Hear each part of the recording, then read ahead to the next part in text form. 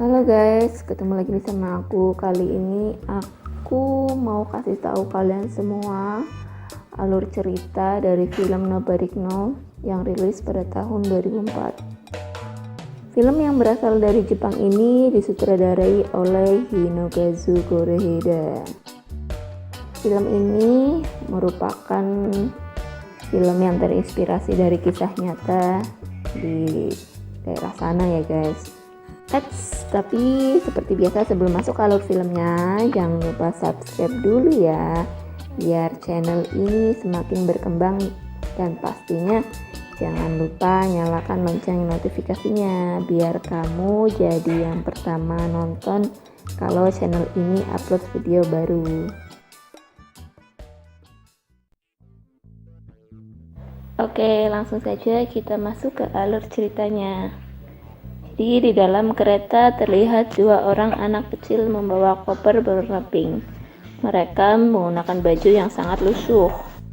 Di sini kita bisa lihat ada seorang wanita dewasa dan seorang anak laki-laki baru saja pindah kontrakan yang baru. Mereka membawa koper-koper itu ke dalam. Ternyata di dalam koper itu berisikan anak-anak kecil. Jumlahnya ada 2. Anak-anak itu memang sengaja dimasukkan ke dalam koper oleh ibunya agar gampang ketika mengontrak rumah. Karena jika mengontrak rumah dengan anak yang lumayan banyak, jarang ada yang mau karena berisik, dan walaupun ada yang mau, biaya sewanya akan lebih mahal. Ketika malam tiba, anak laki-laki tertua menghampiri anak yang lain di kota yang bernama Kyoko. Mereka lalu sembunyi-sembunyi masuk ke dalam kontrakan. Ternyata Kyoko pun anak dari ibunya. Jadi total anaknya ada 4. Masing-masing anaknya adalah anak tertua yang bernama Akira, anak kedua bernama Kyoko, anak ketiga bernama Shigeru, dan anak keempat bernama Yuki. Malamnya saat mereka makan malam, ibunya membagi-bagi tugas untuk dilakukan semua keperluan belanja keluar hanya dilakukan oleh anak tertua. Dan satu hal yang harus dilakukan lagi ketika anak yang lain, jangan sampai ketahuan pemilik kontrakan. Karena kalau ketahuan, kemungkinan besar akan diusir. Kemudian esok harinya ibu mereka berangkat kerja. Akira menjadi penanggung jawab rumah ketika ibunya kerja. Dia pergi ke supermarket untuk belanja semua kebutuhan rumah, sedangkan Kyoko bertugas membersihkan rumah. Dan 2 anak terkecilnya yaitu Shigeru dan Yuki hanya bermain-main saja. Mereka tidak bersekolah karena keadaan membuat mereka tidak bisa masuk sekolah. Malamnya Akira memasak untuk makan malam, sedangkan Kyoko bertugas mencuci pakaian mereka semua. Tak lama kemudian, ibu mereka pulang. Kyoko bukan anak yang malas. Ketika tugasnya sudah selesai semua, dia belajar menggunakan buku yang ia punya. Kemudian keesokan harinya, ibunya tidak langsung berangkat kerja. Ia bermain dulu dengan anak-anaknya. Ia merapikan rambut kedua anak perempuannya. Ibunya memang sangat perhatian kepada mereka semua. Kemudian malamnya ibu mereka pulang begitu larut. Akira bukanlah anak yang terlalu polos. Jadi dia tahu betul ibunya habis minum alkohol. Mereka memanglah lahir dari rahim ibu yang sama. Tetapi keempatnya mempunyai ayah yang berbeda. Tapi meskipun begitu, mereka semua menerima keadaan. Dan ibu mereka sangat memperhatikan kepada mereka semua. Kemudian keesokan paginya ketika mereka bangun, ibunya sudah berangkat dan meninggalkan sebuah catatan dengan sejumlah uang. Ibunya akan pergi untuk sementara waktu. Jadi sekarang Akira benar-benar harus bertanggung jawab atas segala sesuatunya. Dari mulai membayar tagihan listrik, tagihan telepon, sampai belanja untuk keperluan makan mereka semua. Tak terasa sudah sebulan lebih ibunya tak pulang. Tapi yang mereka semua bukanlah seorang anak yang mudah menangis ketika ibunya pergi. Kemudian suatu hari Akira meninggalkan kota menuju suatu tempat. Ternyata ia menemui ayah dari Yuki, mungkin untuk meminta sedikit uang. Lalu ia pergi ke suatu tempat yang lain. Ia menemui ayahnya. Di sana ayahnya pun hanya memberi uang sedikit, karena ayah mereka pun bukan orang kaya raya, hanya seorang yang bekerja serabutan demi menyambung hidup. Malam harinya, Akira pun kembali pulang. Besoknya, hari-hari kembali normal. Yoko membacakan dongeng kepada Yuki. Shigeru bermain dengan mainannya. Akira belajar. Lalu tak lama kemudian akhirnya ibunya pulang. Setelah sebulan pergi dengan alasan untuk kerja. Tak lupa ia pun memberikan oleh-oleh untuk mereka semua. Tapi ternyata ibunya pulang hanya untuk mengambil beberapa baju lagi. Jadi ketika sore ibunya kembali berangkat. Akira mengantarkan ibunya sekaligus membawakan tas ibunya yang berisi baju begitu banyak. Kemudian mereka berpisah di stasiun. Ibunya berjanji nanti akan mengirimi mereka uang dan akan pulang ketika malam Natal tiba. Waktu demi waktu berlalu, mereka habiskan bermain di dalam rumah, karena memang tidak bisa keluar rumah. Mereka makan malam bersama, bahagia bersama. Kemudian Akira sesekali keluar untuk belanja keperluan. Sudah berminggu-minggu ibunya pergi dan belum mengirimi mereka uang. Hari ini adalah hari ulang tahun dari Yuki, anak yang paling kecil. Ia ingin sekali menjemput ibunya di stasiun. Yuki merasa ibunya akan pulang hari ini. Meskipun Akira tidak tahu ibunya akan pulang atau tidak. Akhirnya Akira mengantarkan Yuki ke stasiun untuk menunggu kedatangan ibunya. Di sana mereka menanti berjam-jam, tapi ibunya tak kunjung datang. Akhirnya mereka memutuskan untuk kembali pulang. Di jalan mereka melihat sebuah kereta melintas di atas jembatan. Kereta itu menuju bandara Haneda. Yuki sangat ingin sekali pergi ke bandara untuk melihat pesawat terbang. Hari demi hari berlalu.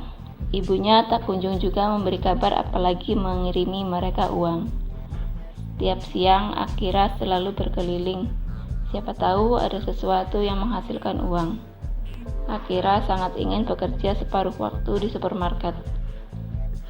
Tetapi umurnya tidak bisa untuk dikerjakan di supermarket itu. Akira tidak berani melapor polisi atau lembaga sejenisnya yang bisa mengurus mereka. Karena jika hal itu dilakukan, mereka takkan bisa lagi hidup bersama. Sebelumnya hal itu pernah dilakukan, tetapi yang terjadi malah mengerikan bagi mereka semua. Sekarang sisa uang tinggal sedikit. Untungnya Kyoko memberikan tabungannya kepada Akira untuk mengurusi mereka. Setiap tahun ibunya memang memberikan uang kepada mereka semua. Untuk Kyoko pribadi, uangnya tidak pernah dibelikan sesuatu. Uang itu dia tabung tahun demi tahun. Yang sebenarnya uang itu hendak dibelikan piano. Tapi melihat kondisi saat ini, sepertinya bertahan hidup lebih penting daripada piano. Suatu hari, Akira melakukan hal yang belum pernah ia lakukan. Dengan penuh keberanian, Akira mengajak adik-adiknya keluar rumah untuk pertama kalinya. Mereka terlihat sangat bahagia. Mereka belanja ke supermarket dengan wajah yang sangat ceria. Mereka bermain di taman. Mereka juga mengambil tanah yang dimasukkan ke plastik-plastik yang mereka bawa. Kemudian mereka kembali ke rumah. Di rumah mereka menanam tanaman di tanah yang mereka ambil tadi. Masing-masing pot diberi nama mereka masing-masing. Lalu sekarang listrik sudah mati. Sudah berbulan-bulan tagihan listrik tidak bisa Akira bayar. Bukan hanya itu, air pun tidak lagi keluar dari kamar mandi. Dan akhirnya sekarang mereka mengambil air di taman setiap hari. Mereka mencuci pakaian di sana. Setiap kali mereka ke taman, di sana selalu ada seorang wanita yang memakai seragam sekolah. Wanita itu tampak murung dan sendirian.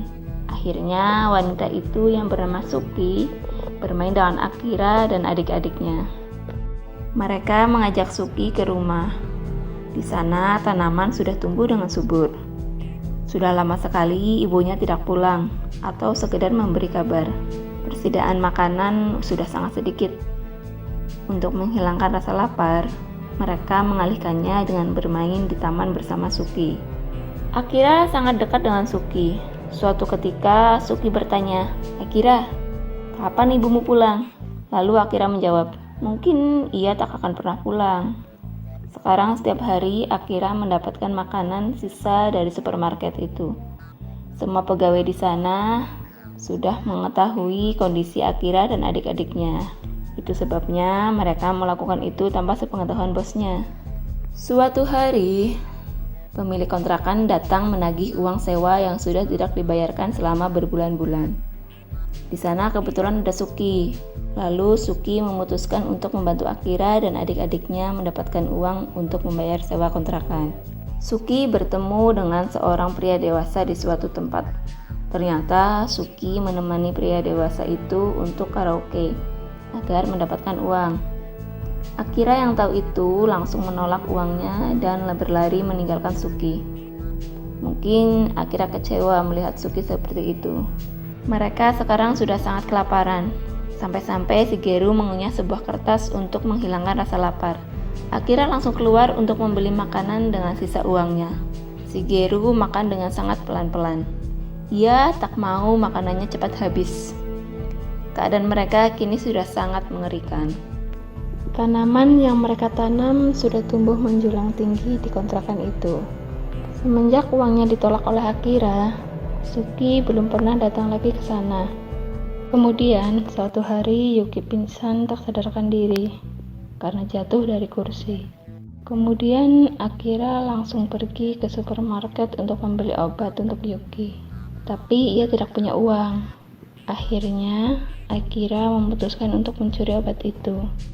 Yuki masih tak sadarkan diri. Badannya sekarang semakin panas. Akira bingung harus bagaimana, karena tak ada yang bisa ia lakukan. Akhirnya, ia memutuskan untuk kembali mendatangi Suki dan menceritakan apa yang terjadi pada Yuki. Suki lalu membelikan coklat kesukaan Yuki dengan jumlah yang banyak. Kemudian ketika mereka sampai di rumah, mereka mendapatkan kiriman uang dari ibunya yang kini entah di mana. Di dalam amplop itu berisikan pesan yang isinya, "Akira, rawat adik-adikmu dengan baik. Ibu mengandalkan kamu." Ketika malam tiba, sekarang Yuki sudah meninggal.